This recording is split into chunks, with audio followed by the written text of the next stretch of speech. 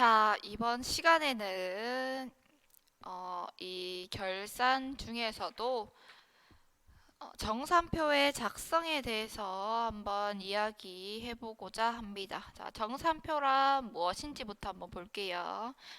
정산표라고 이야기하는 것은 우리가 영어로는 워킹 시트 WS라고 표현을 해요. 자, 쉽게 말하면 검산하는 과정이라고 좀 생각을 하면 좋을 것 같아요. 자, 이 정산표는 여기서 보면은 자, 잔액과 실제 잔액을 일치시키는 수정분계를 한 다음에 자, 기업의 경영 성과랑 재무 상태를 하나의 표에 나타낸 걸 정산표라고 이야기를 하는데, 자, 이거는 정식 장부는 아니고, 그냥 임의적으로 만들어 놓은 장부라고 이야기를 할 수가 있어요. 그래서 그 정산표를 보면, 자, 임의적으로 어떤 상태를 파악이 가능하다라고 이야기를 할 수가 있습니다. 자, 여기 한번 볼게요. 자, 회계순환 과정과 정산표의 관계라고 되어져 있습니다. 자, 이 시산표랑 결산 수정 분계 그리고 수정 후 시산표를 우리 정산표에 표시를 해줄 수가 있어요. 자, 그래서 요 그림 5-10을 한번 보면 자, 작성 방법이 여러 가지 다른데 6이식, 8이식, 12식 정산표를 사용하고 있습니다. 자, 아까도 얘기했다시피 임의로 사용하는 장부기 때문에 딱 몇 일씩을 사용해라 라고 정해놓은 건 없어요. 그래서 기업의 회계 담당자들이 보고 편한 대로 설정을 해서 정산표를 작성을 해주면 됩니다. 아래에 있는 그림은 12식 정산표라고 되어 있는데 앞에 숫자 10이 보이죠? 뭐가 10개가 나왔어요. 그래서 보니까 자, 하나, 둘, 셋, 넷, 다, 일곱, 여덟, 아홉, 열 이렇게 10개라서 그냥 12식 정산표다라고 이야기를 합니다.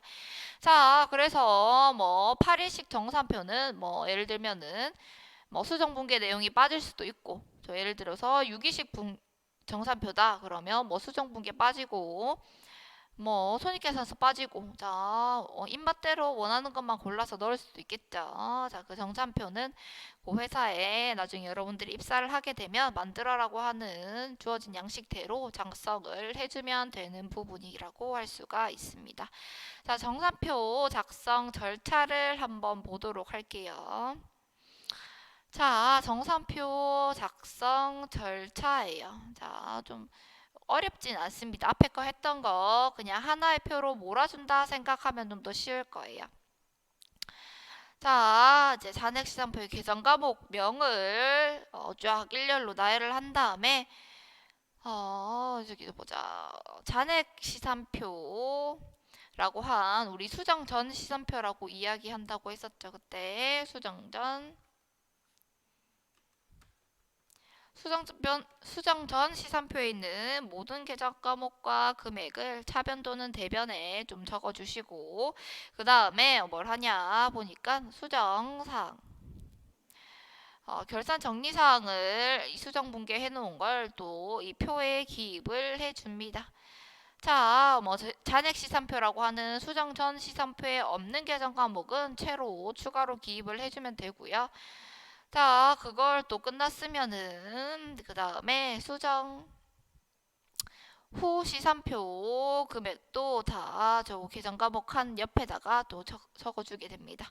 자, 그 다음에 손익계산서의 내용도 적어주고 재무상태표에 들어갈 내용도 적어주면 요런 모양의 정산표가 완성이 되는 거겠죠. 정산표라는 걸 여러분들이 처음 보긴 봤지만 그렇게 어렵지 않다고 느끼는 게 왜냐하면 앞에서 우린 수정 전 시산표도 배웠고 수정 분계도 배웠고 수정 후 시산표까지 배웠기 때문에 이런 것들을 전부 다 하나의 표로 나타내 주는 게 정산표다라고 이야기를 했습니다. 자, 이제 밑으로 내려가서 다음 페이지네요. 236쪽에 예제 17번을 볼게요. 자, 예제 17번 같은 경우에는 앞에 있는 예제 16을 기초로 하여 12식 정산표를 작성하시오 라고 적혀져 있습니다. 자, 이거 할 때는 사실 여러분들이 어떻게 해야 되냐면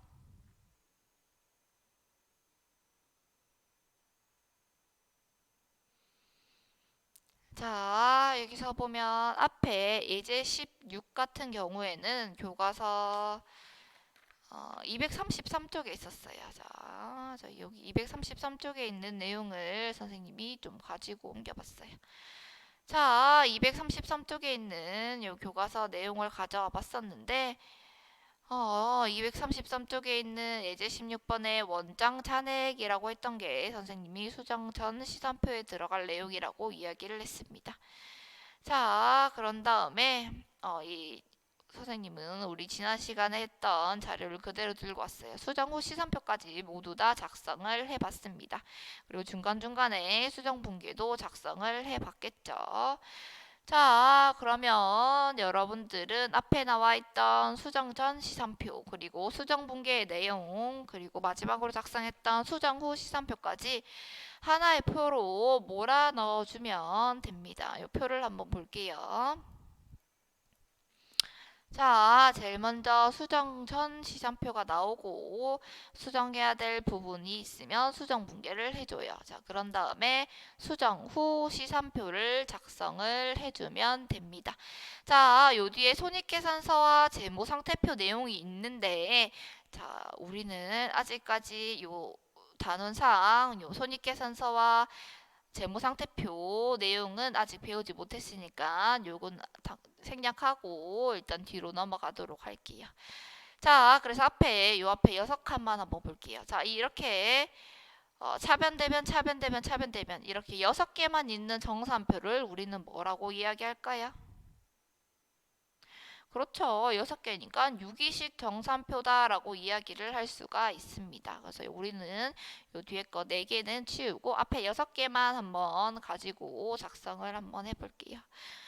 자, 앞에서도 지난 시간에 얘기했지만 이 수정사항이 들어가는 부분만 바뀌는 거예요. 자, 그래서 이 상품, 그리고 성급 임차료, 성급 보험료, 그리고 감가상각 누계액, 그런 다음에 매출원가, 그리고 이 정도였겠네요. 자, 이 정도 우리가 손을 댔었어요. 앞에서. 그리고 소모품도 손을 댔네. 소모품도 손을 대고. 이 정도 손을 댔었는데 요 손댄 것만 금액을 바꿔주지 다른 것은 금액의 차이가 없다라고 이야기를 했습니다. 계속 그대로 금액이 옮겨가면 된다라고 생각을 하면 좀 쉬울 거예요.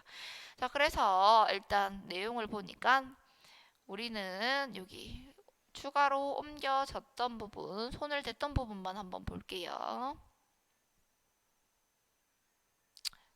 자, 성급 임차료, 성급 보험료, 그리고 상품, 소모품, 차량 운반구, 감가상각, 누계액, 그 다음에 보자. 그 다음에 매출원가, 그 다음에 그때 추가로 부가적으로 생겼던 부분이 수정 분계를 통해서 생겼던 부분이 요 하단에 나오는데 재고자산 감모 손실, 평가 충당금, 그리고 임차료, 보험료, 새로 생긴 아니죠. 감가상각비, 그리고 감가상각 누계, 그리고 소모품비라고 이야기할 수가 있어요. 자, 내용을 볼게요. 수정 안 낸 것부터 한번 보자면, 자, 현금, 당자예금, 외상매출금 볼게요. 수정 전 시선표도 20만원, 수정 후 시선표도 20만원. 좀 나중에 배울 내용이긴 하지만 재무상태표 역시 20만원이에요. 자, 당자예금도 한번 볼게요. 수정 전 시선표 24만원, 수정 후 24만원, 재무상태표 역시 24만원. 자, 이런 식으로 수정 분계를 거치지 않는 항목들은 수정 전 시선표든 수정 후 시선표든 그리고 후에 있는 재무상태표든 비용이 그대로 연결된다는 것을 알 수가 있습니다. 자, 그래서 여러분들은 특히나 신경 써줘야 될 부분이 수정 분계한 내용이구나 라는 것을 염두를 해두면 될 거예요. 자, 수정 후 우리 수정 분계를 했던 부분을 한번 찾아가 볼게요. 자, 이제 선급 임차료라고 해서 선급 임차료 중에 우리가 전부 다 이제 내년도꼬로 넘어간 임차료가 아니기 때문에 보자. 임차료.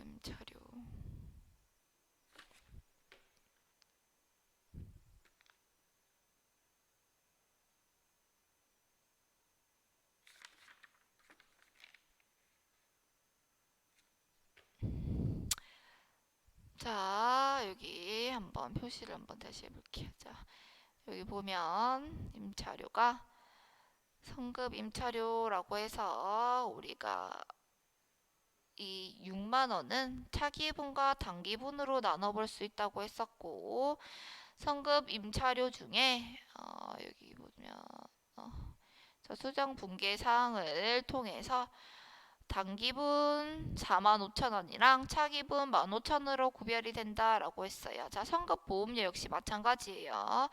자, 성급 보험료 같은 경우에는 우리가 최초에 12만 원이라고 분계 처리는 해 놓았긴 하지만 결국에는 또 단기분과 차기분 나눠보라고 했으니까 성급 보험료 차기분 18만 원 그리고 단기분이 2만 원이다 라고 우리 수정 분계를 했었어요.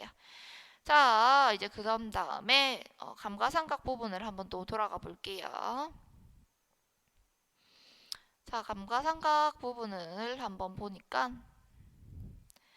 감가상각 그렇죠. 감가상각비.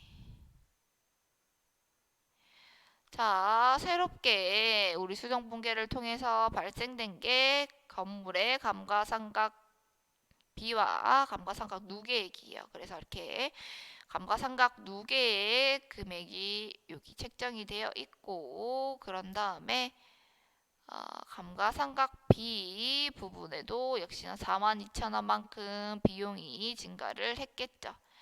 자, 그런 다음에 보자. 차량 운반구 감가상각 누계액이 원래는 8만 원이었는데 우리가 추가로 4만 원이 생겼기 때문에 이렇게 12만 원으로 변화를 했고, 자, 차변 역시나 감가상각비가 발생을 했기 때문에 이런 식으로 감가상각비 비용이 4만 원 더하기 건물의 감가상각비 42,000원에서 82,000원이 된 것을 알 수가 있습니다. 자, 그리고 이제 상품 부분이 남아 있는데, 자, 상품 같은 경우에는 우리가 감모 부분이 있었죠. 감모도 있었고 평가 손실도 있었고, 그래서 우리가 앞에 계산을 다 해보니까 이 상품이 15만 원이었던 게 12만 원으로 변화를 해주고,